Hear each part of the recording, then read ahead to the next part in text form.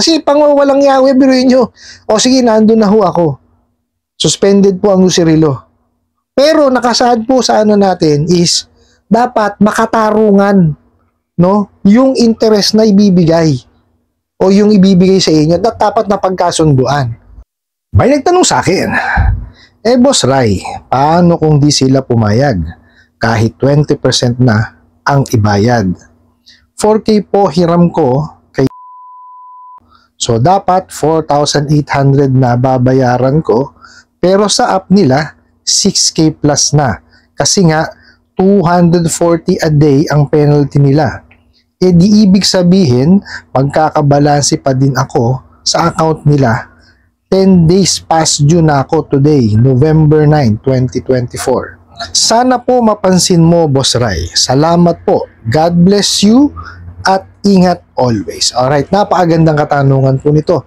Pero bago ho natin siya sagutin, imbitahan ko muna sana kayo na pakisuportahan po sana yung aking mga social media accounts sa YouTube, Facebook, and TikTok. Okay. Napaka-interesante ho nito. Alam niyo kung bakit? Kasi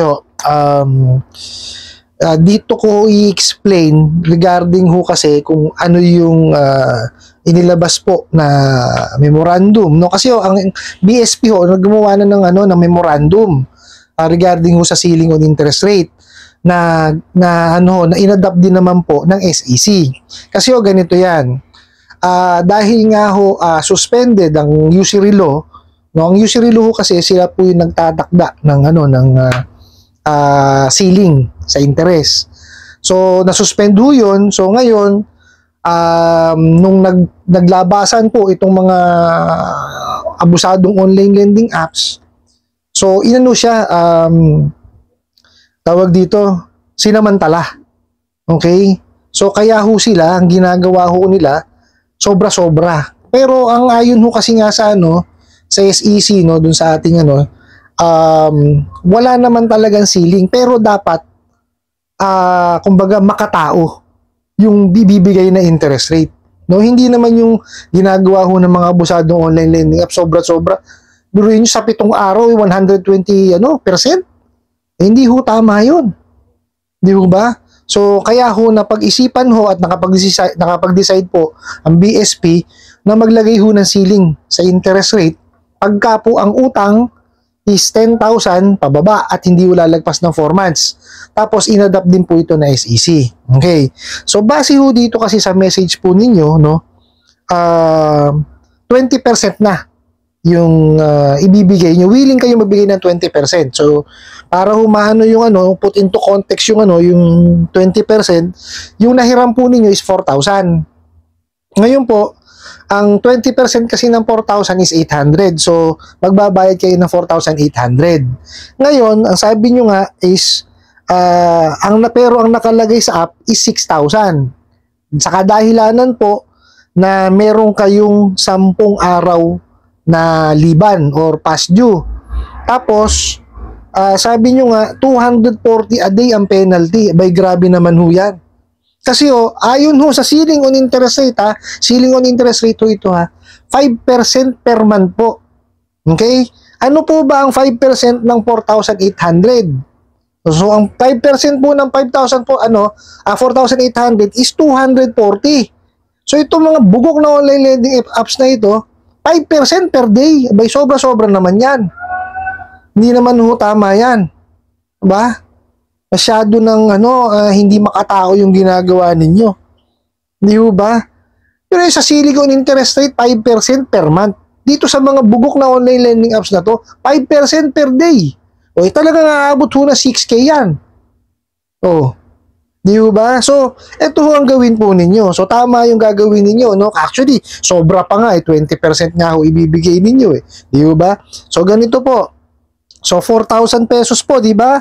Ang sabi po ninyo, so 4,800 po kasama po yung 20%. Pero kung illegal po natin yan, base ho dun sa ceiling on interest rate, ang dapat na idadagdag nyo lang po is 600. Kasi yun lang po ang 15% ng ng 4,000 So babayaran nyo lang po is 4,000 plus 600. So 4,600. Yun po is kung sakto kayo sa due date nagbayad. Sabi nyo nga ho, meron kayong 10 araw na liban. Ang ayon po sa ceiling on interest rate, 5% po per month. So, ibig sabihin, dadagdagan nyo lang po siya ng 240 pesos. So, ibig sabihin po, 4,600 plus 240, meaning 4,840 lang po ang babayaran po ninyo. Katumbas na po yun nung 10 araw na liban. Okay, yun lang ho dapat bayaran po ninyo. Ngayon, tama rin po yung sinasabi ninyo na magkakabalansi kayo. Ganyan po talaga mga abusadong online lending apps. So, ang suggestion ko, kung ano yung nasa batas natin, kung ano yung lumabas sa memorandum, yun ang gawin po ninyo. Di po ba? Yung sa ceiling on interest rate. Okay? Kagaya ulitin ko po, ang bayaran nyo lang po is 4,840. Ito po yung katumbas nung tawag dito, yung principal plus interest plus po yung penalty. So, yun lang po bayaran ninyo. Ngayon, eto po yan. Definitely yan, meron pa rin kayong utang sa kanila. Kasi nga, mga abusado nga eh. Di po ba? So, gawin nyo po ganito. Okay? Tabi nyo po yung proof of payment.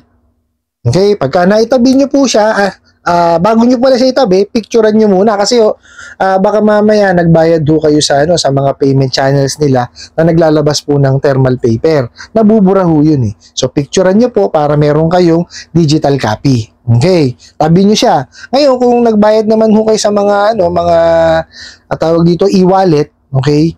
May screenshot nyo po yung, yung proof of payment. Okay? So, tapos itabi nyo siya. Ngayon, kung nag-iisa lang naman po yung OLAN nyo na yan, ngayon ko masasabi, kasi nabayaran yun na magpalit po kayo ng SIM card.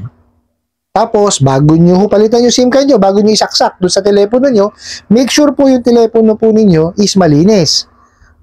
Ang best way nga daw, sabi ng IT namin, is ibalik siya sa factory reset niya. I-reformat nyo ulit siya.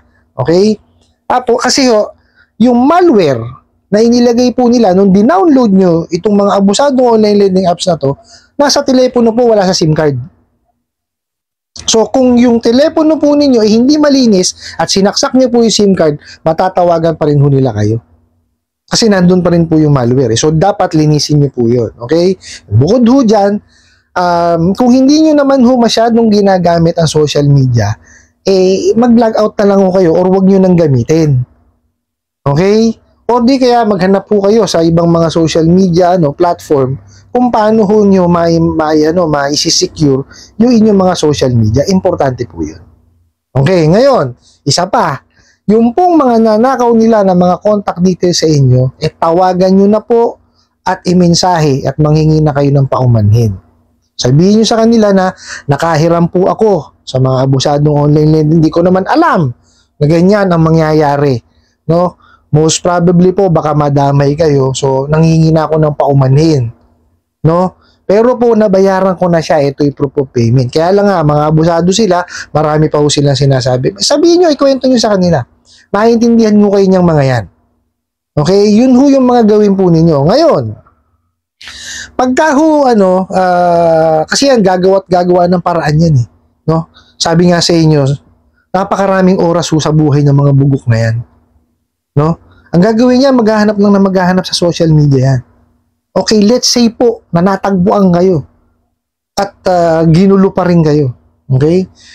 Tawag dito, ipunin nyo lang yung mga, mga ebidensya po ninyo, screenshots, ganun lang gawin nyo, tapos mag-complain kayo. Okay? Pwede kayo mag-complain sa National Privacy Commission, sa Securities and Exchange Commission, sa PNP PNP Cybercrime Anti-Cybercrime Group, tsaka sa NBI sa National Bureau of Investigation, NBI Cybercrime Group. Tama po ba?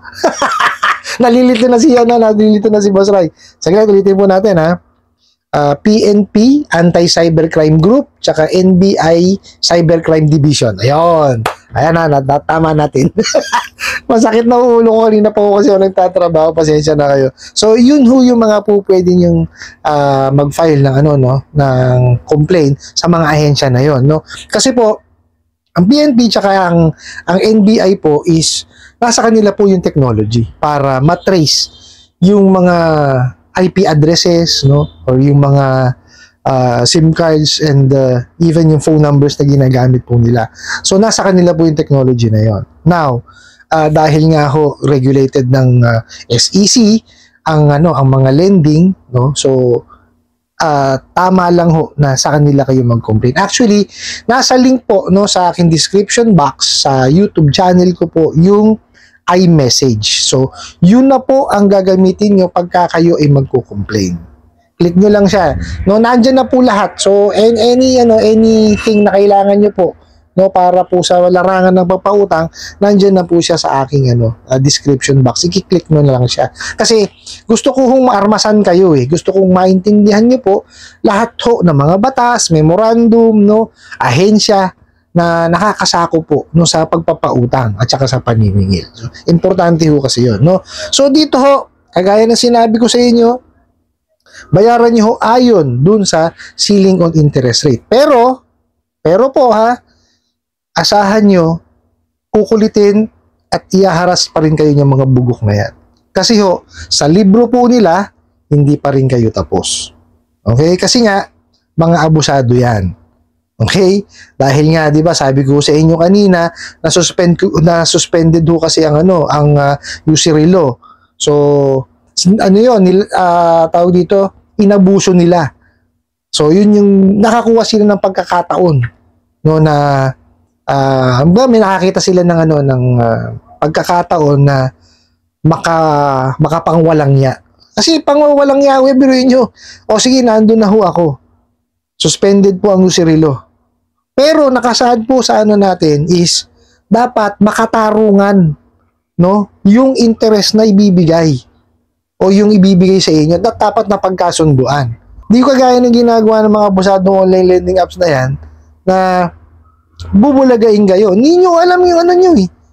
Yung obligasyon ninyo eh. Di ba? Hindi ho dinisclose sa inyo yung utang ninyo, which is mali. Kasi may batas tayo dun, yung The Truth in Lending Act. Di po ba? So, marami hong nilabag yung mga yan. Kaya, wag ho kayong matakot. Kasi ang importante, no, alam nyo ho yung batas, no, importante ho yun, no, para ho hindi nila kayo matakot kasi yan ho lang ang gagawin talaga niya mga yan, manakot, mangharas, mamahiya, no, ever since ho yan, no. Actually kaya nga ho nagkaroon ako ng pagkakataon na pagbigay sa inyo ng aking opinion tsaka nung aking mga nalaman, no, sinishare ko sa inyo is because of yung harassment na ginagawa ng mga hola. Kasi kung wala naman yan, hindi naman ho ako gagawa ng ganito kasi ho, naaawa ho ako dun sa mga tao na nakaka-experience po ng harassment eh. Kasi lalo kung nagkaroon na ng anxiety tsaka depression, yung hirap po nun. Sabi nga ho sa inyo, malapit po sa akin yung nagkaroon po ng depression. Kasi ho, yung anak ko nga ho nagkaroon yan eh. So, ako ho, pagka yung mga ganyang bagay na very sensitive ako, kaya as much as possible, kung kaya ko hong makapagbigay po ng aking opinion at tulong, magbibigay ho tayo. No? Ngayon po, nga po pala, doon sa ibang mga hindi ko nasasagot na katanungan, pasensya na ho kayo kasi nasagot ko na ho yun sa mga ibang videos ko. No? Pakihanap na lang po kung ano man po yung mga kasi marami ho na paulit-ulit. No? Pero kung kakayanin, sasagutin, no?